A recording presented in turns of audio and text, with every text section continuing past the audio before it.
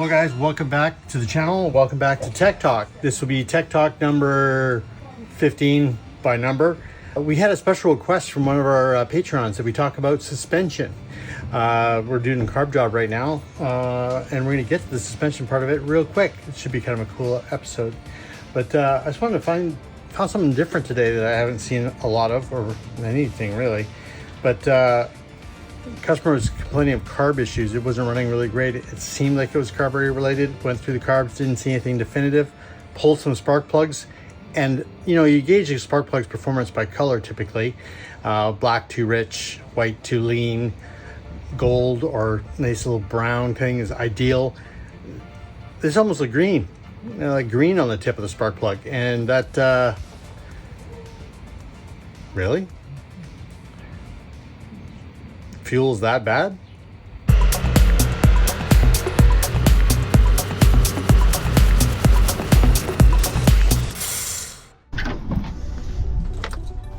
It's been a very busy season so far.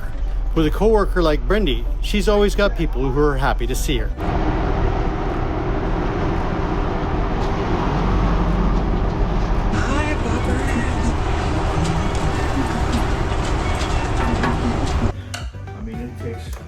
Really weird numbers.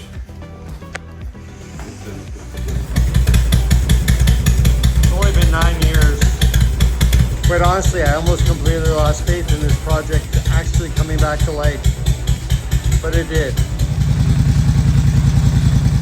We got a really cool bike on the truck today, BMW X Challenge. They're very rare, not maybe as rare as say an HP2, but still really funky bike. Inspires me to get on with the Tech Talk portion of our video and talk about the suspension and cleaning and all that kind of stuff. Fundamentally, we all know suspension's primary purpose is to keep the tires in contact with the road, and if it can't do that, then it's letting you down.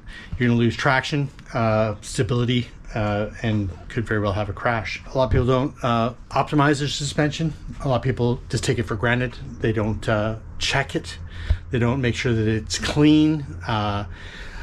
All maintenance or preemptive maintenance is an attempt to save you money against expensive repairs. So anything you can do to running a tip-top condition, and primarily, I'm just beating this drum, it comes back to making sure the motorcycle is clean. We're going to get in here and we're going to take a really good look at the suspension components on the bike, make sure that all the surfaces are clean, there isn't any corrosion, there isn't anything leaking. Catch it early and you will prevent things like, especially with forks, contaminating the brake components, contaminating the discs, which again could result in an accident. So really simple. We will get a little bit more into the front. The rear is strictly just a quick visual inspection. Might need to get your hand in there, make sure that the surfaces are clean. Again, testing the suspension, and then we're going to go visit STS Suspension and talk with our friend Jeff there about suspension setup and the advantages of service on your suspension components. So let's just get into it here on the bike. This one actually has a very unique and cool aftermarket, I think it's a TourTech option, a Hyper Pro. And if you get down here, it has all kinds of features. It's got looks like high speed, low speed dampening. It's got a dampening collar at the bottom, fully adjustable preload collar, remote reservoir. You want to make sure that all the copper washers here are sealed, that this hasn't been bumped or moved, that this hose hasn't been compromised by rubbing on anything.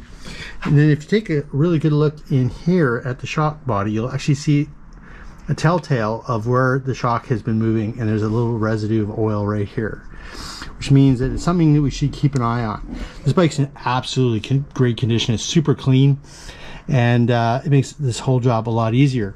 Our Beta, by comparison, after it had blown its shock seal, had contaminated this whole back of the bike, and we're running in the desert, so you can only imagine how much dirt is sticking in here, hiding how bad it is. And it took a little while to pump out all of its fluid before it absolutely stopped becoming functional, as that happened shortly after we rode to Mike's Sky Ranch and I rode that bike there. So again, just make sure it's clean, inspect it. That's all there is you can do with that for right now, unless you were to take it all apart and that should be left to a professional. They're usually charged with nitrogen and under load. I don't even get into it myself because typically, even to do just the springs, you have to have a good spring compressor. We just don't have that on the truck. In an earlier clip, we showed the KTM with a completely sealed cover here. It makes it very hard to get in and make sure, inspect this is clean.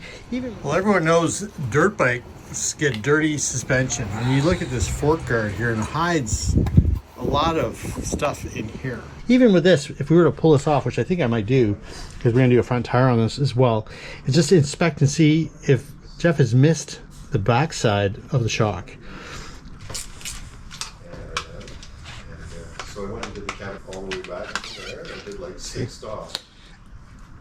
That's why it's important to remove the covers. As you can see, this suspension is stroking from here to here, but there's a buildup of debris in this shoulder zone. If you were to actually go deeper into the suspension, you would go past that, and this material, if it's dry, hard enough, or thick enough, can cut the seal. You'll see the dust seal right here, and it's always good to pull the dust seal out as well and inspect in there. But again, you don't want all this material, and you get it off, and sometimes what will happen is you'll notice that you got a burr or a rust pit or something like that happening here. You want to make sure it's as good and clean as possible. You can use whatever brake cleaner or whatever you want on this. I'm just going to use a little bit of WD to help clean it up here. This will be a free service we're going to provide to our buddy, because we're showcasing how important it is to make sure this is good and clean. Be super careful when you do this. Just take your time. Just work the dust seal out. Just pull that down. You see a little bit of dirt in here, not much. We're going to inspect right up in here. These have been done very recently. SKF seals, industry leader. Got a little bit of grime going on. But yeah, this is as good as it gets. We probably should have found one that was more beat up to show you. Another quick technique to do this without taking it all apart. Just fish your rag or whatever you want around the fork tube, and then just get in here. And if you're doing it on a regular basis, that usually be good enough. If you are only doing it every couple months or whatever, when you're getting right into a real inspection on your motorcycle, again, it only takes a few moments. Slide that up there, get a really good look, pull those down, inspect, clean. And then there's another tool you can get in here and actually clean the seal saver. All right, back on the suspension game. I don't really recommend doing this. Whenever you change a bike's geometry by lowering it, like mine, is it doesn't work as well as it could.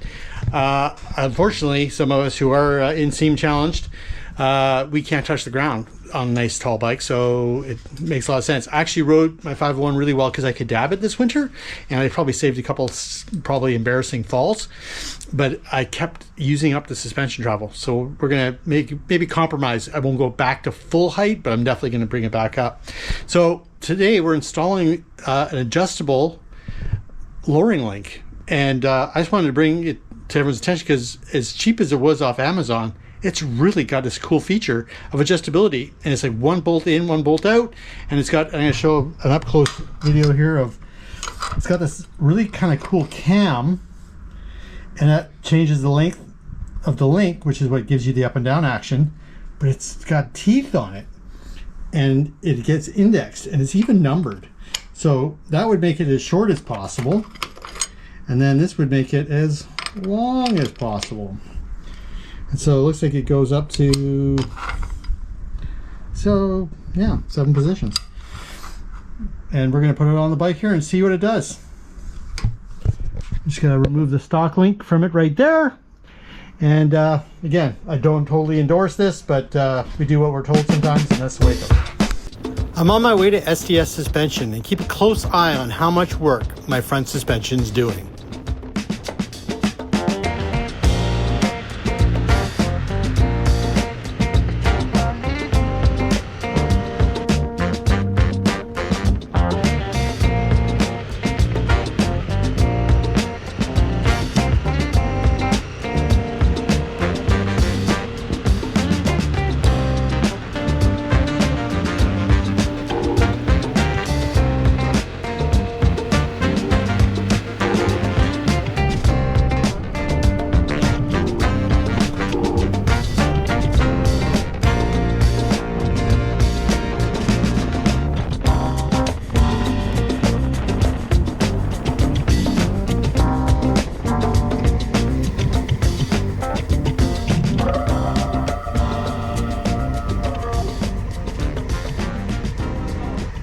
Following up with that suspension question, we've come to our friend at STS Suspension, Shock Therapy Suspension is what they go by, and he's going to give us a quick little show around his spot. He specializes in just suspension component work, and when you get someone who's dived that deeply into it, they're a professional, and you want to make sure that you're if you want the best out of your suspension, is to talk to someone who knows the ins and outs of valving, spring rates, and then of course we can always talk about setup a little bit later in the video. Super important, as you'll see in the video, that your suspension functions properly to keep your tires in contact with the road.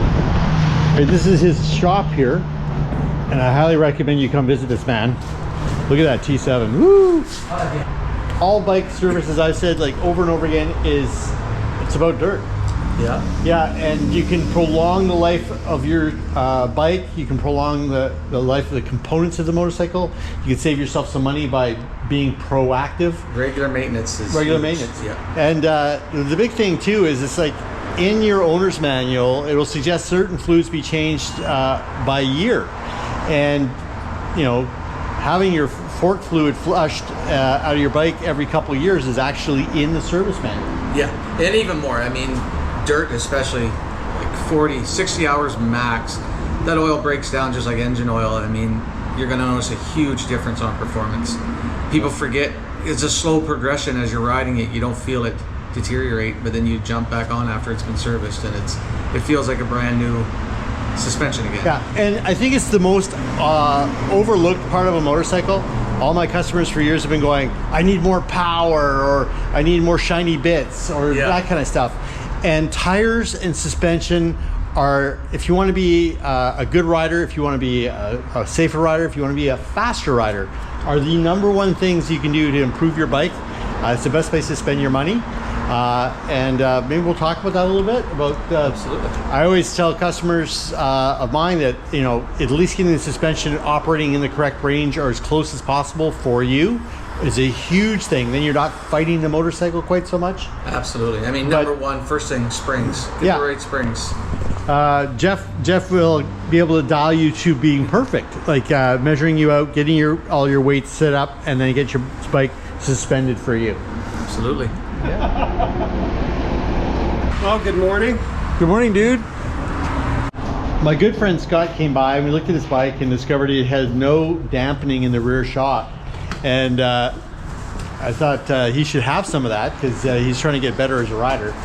And unfortunately, the shock on the little CRF 250L is not really something that is designed to be serviced or overhauled or improved or corrected. So Jeff recommended that he go to a K-Tech complete shock assembly, which we're going to be putting into his bike and testing out and setting up for him later. Look at this. Ooh. That's it. Candy. Rebound adjustment. And that's sprung for his beautiful. weight. Oh, I might have to bite the bullet and go beyond stickers with my bike and do the same. Yeah. But then I'll want to ride the 250 all the time, and that I just got to keep it the donkey that it is. Spring looks like, because it's similar the whole way down, where a progressive spring will have two definite sections in it, so that the one is lesser and then the other one As is it higher. compresses, it gets stiffer. Yeah. But then the other thing I don't understand is valving, and then you hear people talk about gold cartridges that you can put in. So what does all that sort of stuff do? So the main thing in the spring, that's your hold up, right? That keeps it where you want to be sitting in the stroke. Yeah. The valving is, as you compress and rebound, all that oil goes through a piston. And the valving is shims on either side of that piston. So they'll come valve for what Honda thinks the majority of their customers are, which seems to be 160-pound washed roads, like just So the valving controls how fast the oil can go through that piston. go on through every the stroke. piston. Yeah, and then the bleed, which is your clicker, your clickers control the bleed, which allows oil to bypass those shims. So as you open up your clickers, more oil's bypassing the shims, making it feel softer or quicker on the rebound. And so what do those put-in cartridges do? Do they sort of... They're replacements for stock. They're replacements for shims. stock, but what it is they have all the data, like Race Tech, They go with bigger ports, and then they do they can control it more with the valving, the shims. So once we enter in your weight, your riding skill, or what bike is going on, then they have a shim stack built already in the program. So as soon as I type that in, it just comes up. So when you're retrofitting or upgrading a suspension, you have to have the right spring for your weight. Number one, yep. And If you then don't what's have the it, best you can bang never. for the buck after that? Revalving and Cartridges are always the best, but yes, revalve or emulators, and depending on what style of bike you have, or gold valves, there's a number of options. I prefer like revalving. Like a lot of the stuff is good OEM products. It's just getting the right valve. So this is going to be an upgrade on the back end. The front's had an upgrade where we've put the spring in the empty fork. The Racetech dual spring kit, yeah. So what's next steps front end wise? So you can either keep with the Racetech theme and put the Racetech gold valves in on the damping side, which would basically take it all out, remove the stock pistons and valving, and put the Racetech ones in. Or you can do the K-Tech kit, same thing, or K-Tech cartridges, which is the kind of the higher end. Replaces both sides, full cartridge system, springs on both sides, and that's your higher end option. So that's the best of the best. Yes, yeah, it's the most good as you can get for these. And no one will even know they're in there unless they look at your caps. So they're not going to steal your bike for your expensive suspension, which is worth half as much as the bike. Yeah, but they'll know how fast he's going. Like that guy's got some upgrades. So it comes with skill level upgrades too? Yeah. Oh, good. Good. That sounds like a really good It's even investment. better replace the skill. Oh, there you go. Yep. Well, that sounds awesome. Well, thank you very much. Thank you. Okay, and let me put a wrench on this. After getting the shock, we came back to the our shop here, and we're doing the shock swap for Scott. And seeing as we had to take the linkage out in order to facilitate that happening, it's an awesome opportunity to go in and re-grease all the bearings, and that's what we're doing right now. So the shock is missing, and that we have everything undone down here, and we have the linkage out down here. You can see a little bit of rust staining going on. We're going to pull that and inspect it and re-grease that as well. The shock actually didn't feel as bad while being ridden, so it totally makes sense. My Scott may have missed it. But when you come to a stop and you jump up and down the saddle, it's going pogo, which I show a shot of Stephanie in the desert on the 500 when the shock was gone, and the rear end of the bike was all over the place. And we didn't notice it at first, but Steph was just riding like the demon she is.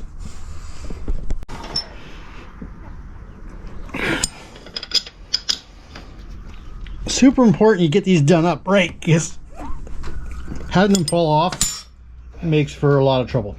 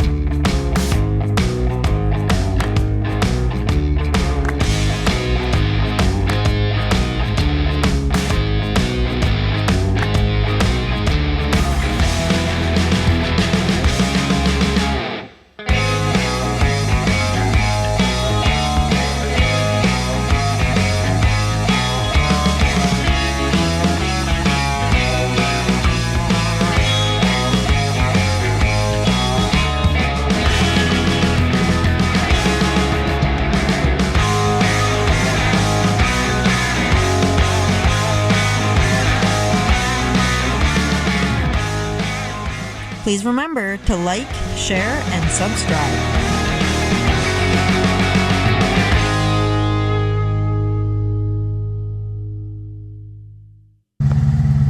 Gotta love a Honda. Been sitting since 19. I drained the float bowls, pushed the starter button, it went rah, rah, rah, boom. Unbelievable. Okay, so basically what we did here is we lowered the bike using the jack and we fitted it to the lowest position because that's where they want to start.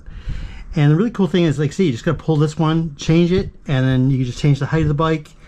Really cool piece of kit if you're changing the bike back and forth regularly. You don't have to do anything. You don't have to do the classic adjust where you push these things apart. You literally just push the bolt out, spin it, change the height, put it back together. Really fast adjustable piece of kit. This is obviously a clone of somebody else's brilliant idea.